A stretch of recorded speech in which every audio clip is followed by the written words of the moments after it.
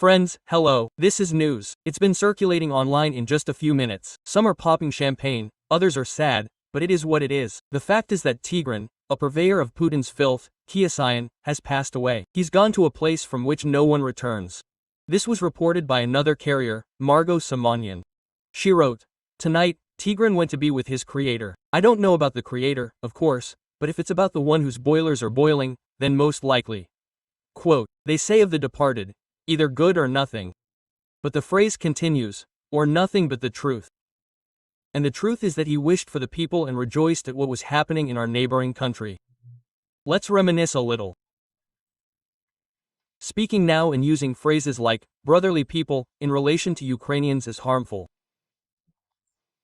Do you know why it's harmful? Because it confuses the people on the front lines. What kind of brothers are they? They're not brothers, they're enemies. Don't confuse people. I send greetings to all my Ukrainian comrades, enemies, and foes. We will definitely be in Kyiv sooner or later.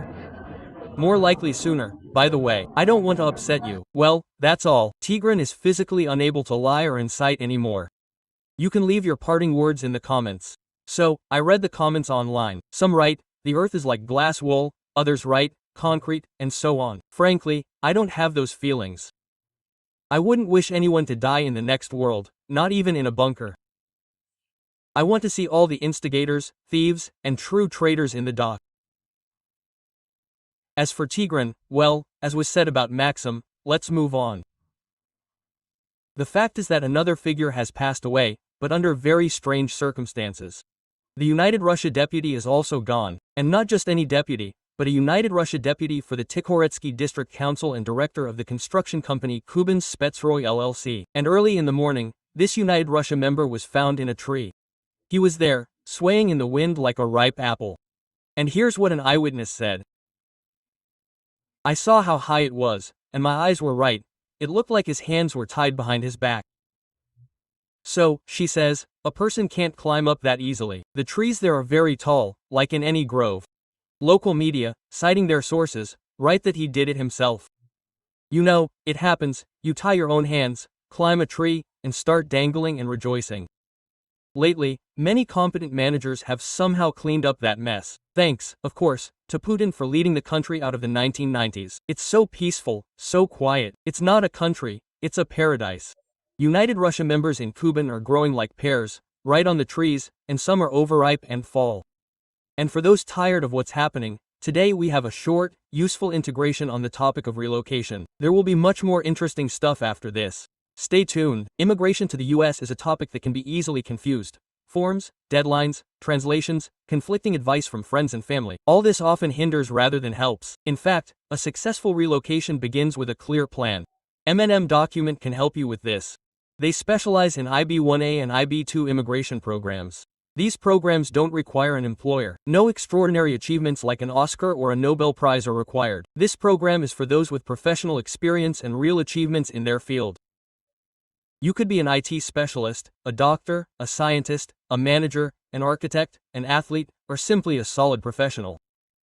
The list of suitable professions is much wider than many think. Each case is handled by a dedicated project team, led by a senior specialist with over 3 years of experience. This approach ensures attention to detail and professional solutions, even for complex projects. And believe me, they do happen.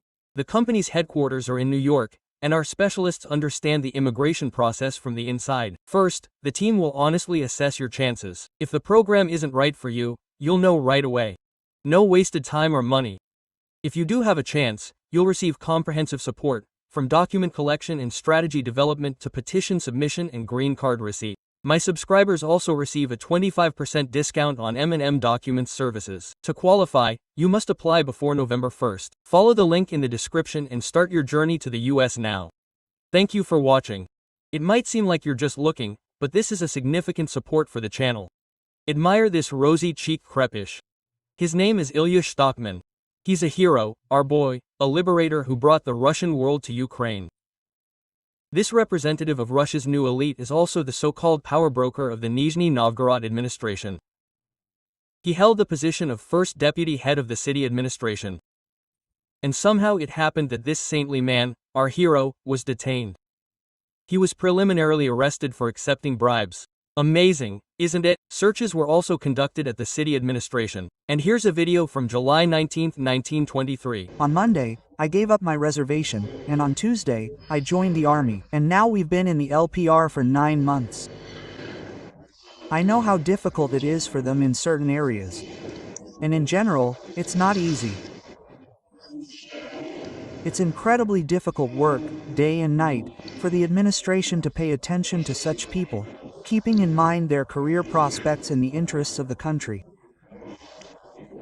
Good luck to you. It's incredibly difficult work. Putin, of course, knows firsthand. And as for Stockman's civic activities, it's also very difficult. Bribes, you know, are very expensive these days. They bring them not just in suitcases, but in Kamaz trucks. You could end up with no back, unloading so much. However, when you have personal suitcase carriers, the task is much easier. And now there's a biology lesson. Look, if bees are buzzing around you, you're probably either honey or a flower.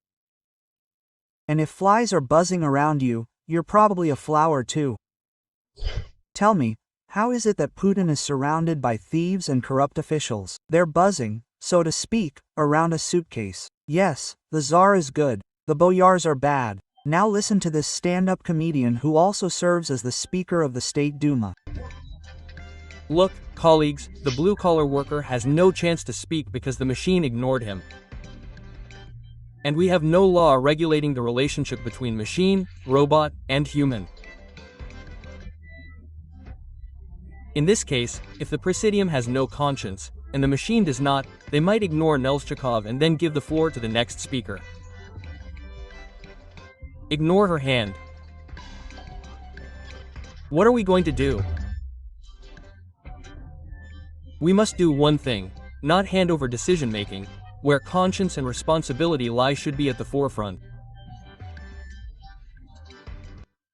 Deputies cannot be replaced by artificial intelligence, because it has no conscience, while deputies do.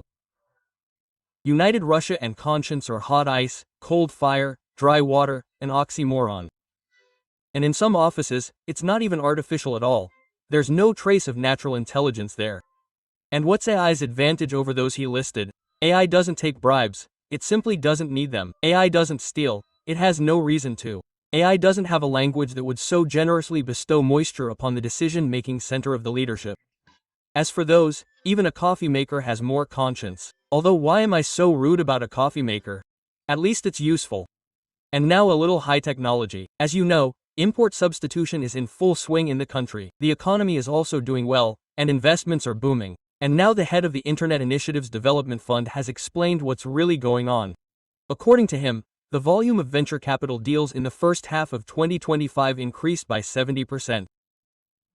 That's pretty impressive, since the last time I told you about growth, if it wasn't rising prices or taxes. Wait, I'll continue.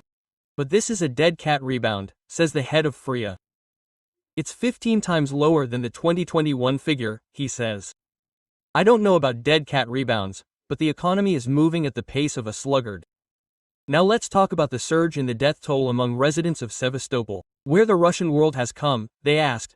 How are things with gasoline and prices in general?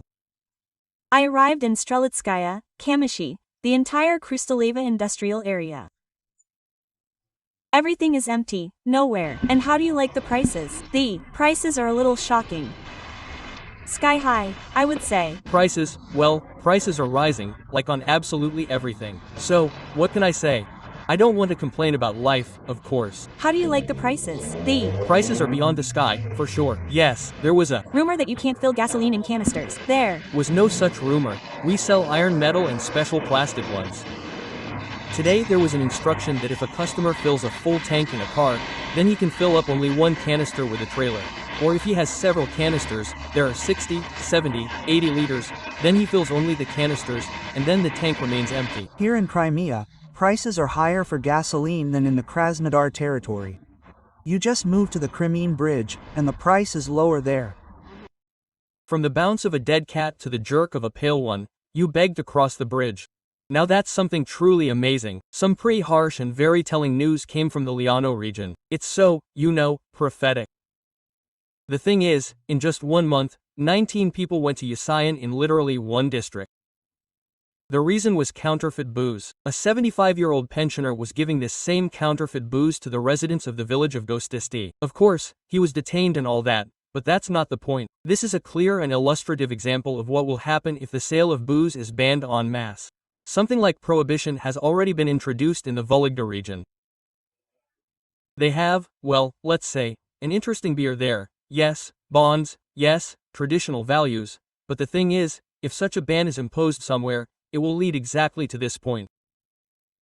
Nothing more to say here. I hope you understand everything. And now for the amazing news. Check out this upbeat video a retired blogger made. I calculated how much it costs to die in 2025 in St. Petersburg. You young people are asking why old people save up for funerals. I'll tell you everything now. I've saved up 3 million in my life. A routier grave at Nikolskoye Cemetery costs 25,000. A polished coffin with a cotton lining costs 45,000. And a hearse, white as a limousine, will cost 27,000. And then there's a cross, a fence, a monument with my photo, paving slabs for the plot, a bench of some sort. That'll cost another 100,000. I've seen a funeral like that in a coffin for that kind of money. I'll also have to organize a banquet hall near St. Isaac's Cathedral for the memorial. That'll also be a pretty penny. 180 will go. That's how it is alone. Buried, it'll cost 500,000. By the way, I invested the rest in an apartment, taking out an installment plan for the first depreciation. While I'm alive, I'll pay, but when I die, let my grandchildren sort it out. That way, at least they'll want me to spend more time in this world, and not just grab an apartment. Did you know how much it will cost to die in 2025? You young people probably need to save up by now. Otherwise, with your ability to save, you won't scrape together for a funeral or an apartment. I can imagine your surprised faces. What's the good news, you ask? Well, there is, it's just not entirely obvious. Living in Russia is expensive, and waxing your skates is even more expensive. So appreciate life and enjoy every day. We'll always have time to meet up with Kia Scion now. And I'm not saying goodbye.